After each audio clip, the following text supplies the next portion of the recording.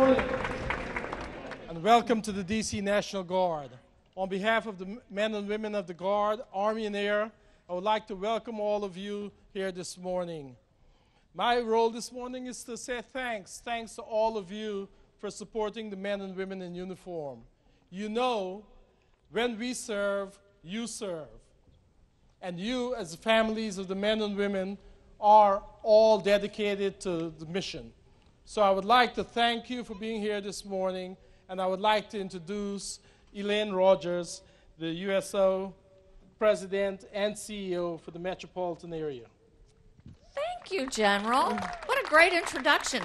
And by the way, we're going to be out with you next weekend when your aviators come home. Thank you. Welcoming them back.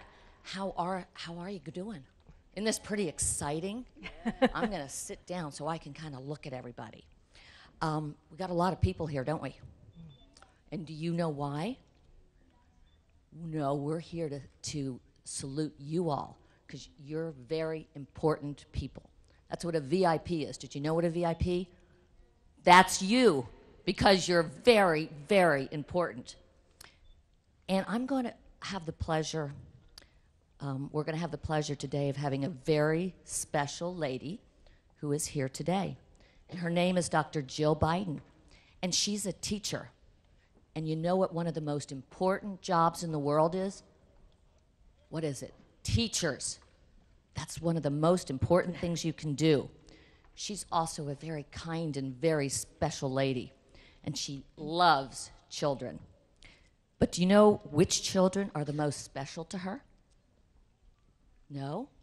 Military children. Yes, I love that. Children who have a mommy and a daddy in the military. Now I'm going to ask you a question.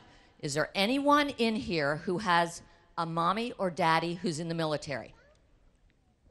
Really? Wow! I wonder how that happened. Well, Dr. Biden knows that sometimes things can be a little hard for you because your mommy or your daddy is far away or always working, right? Do you know how she knows this? It's because she has 2 grandchildren. One is named Natalie, and the other is named Hunter. And their dad is a soldier in the Army. So Natalie and Hunter's daddy had to go far, far away, like some of your parents, right? And Dr. Biden saw how sad they got because they missed their daddy so much. So Dr. Biden missed him very much too because he is her son. Soldier is her son. And she loves him very much. So everyone had to wait a long time for him to come home. You all know that feeling, don't you? Waiting for your dad or mom to come home even from work. After seeing how hard it was for Natalie and Hunter to have their daddy gone, Dr. Biden wrote a book about them and what life was like for them while their daddy was gone. And you know who she wrote the book for? Not for me, not for any of us.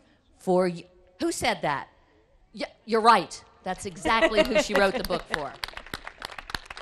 She wants you to know that there are many, many kids like you who have a mommy and daddy who are in the military and that you're never alone. And guess what? This is so cool. You all get a copy of that book today. Isn't that fabulous? And let me tell you something else. There's going to be thousands of these books sold. And Dr. Biden is donating. Do you know what that means? Do you know what donate means? What does that mean? Very good. Giving the money to the USO. And you know what we're going to do with that? We're going to make scholarships for kids like you when you get ready to go to college. Isn't that a wonderful thing for a book to do?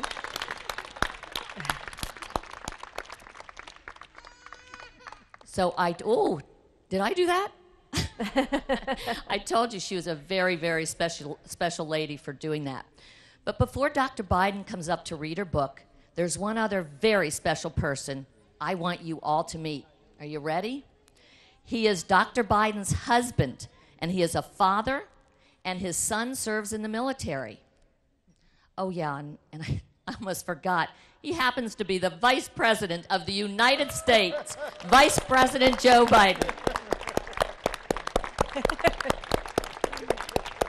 guys, how are you? Please, everybody sit down. Well, you're awful nice to do this on Saturday morning, and all the parents out there too. These are beautiful, beautiful children, and I know you parents know there are tens of thousands of beautiful children like this all over the country.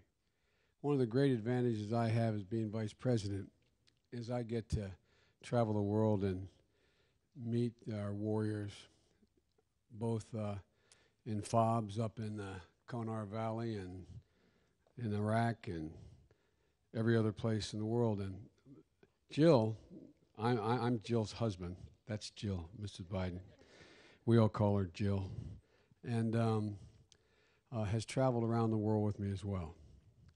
And those of you who are the spouses of, or parents of, or brothers or sisters of anyone who's been deployed, you know that there's only 1% of you who are fighting these wars. The rest of the country appreciates it, but they don't really, it's not their fault. They really don't know exactly what it's like. And particularly for National Guards families. We're a National Guard family. Our son Bo is a major in the National Guard, deployed to Iraq for a year. And one of the things we noticed was that when you're, quote, regular Army, and you're on a base, you have other people going through exactly what you're going through and to talk to. The spouses have someone to talk to. They can have coffee with or breakfast. They can commiserate how tough it is when your husband or your wife is gone for 6 months, a year, for any period of time. It's the missed birthdays, it's the missed Thanksgivings, it's the missed Christmases, and it's hard. And I guess Jill and I always knew that, but we didn't really fully understand it until our son was deployed. And I felt pretty responsible too, because that's okay. We have grandkids, and don't worry about it. To the parents and to the adults in the room, there's a different feeling of obligation when you help make the policy that sent your kid there. It's a different sense. It's a different feeling.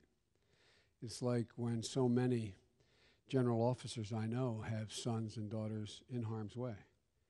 Matter of fact, the chairman of the Joint Chiefs of Staff's son just got sent back to Afghanistan. General Ordiano, who I spent many days with in Iraq, his son lost an arm in Iraq. I mean, all of you in uniform have made such incredible sacrifices. But there's a famous phrase, and this is for the parents and the spouses.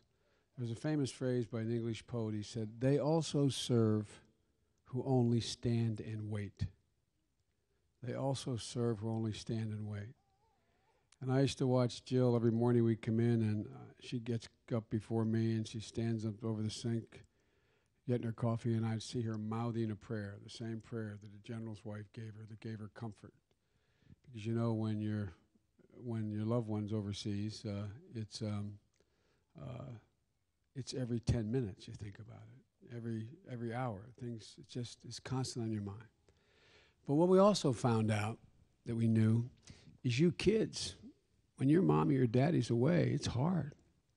It's a hard thing. It's a difficult thing.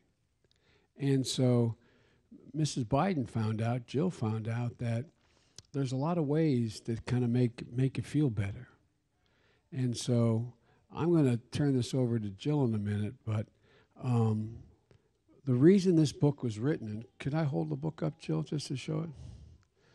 This book is a title that says, "Don't Forget, God Bless Our Troops." And it's a picture of Natalie and her daddy, and he's in uniform, about to go away.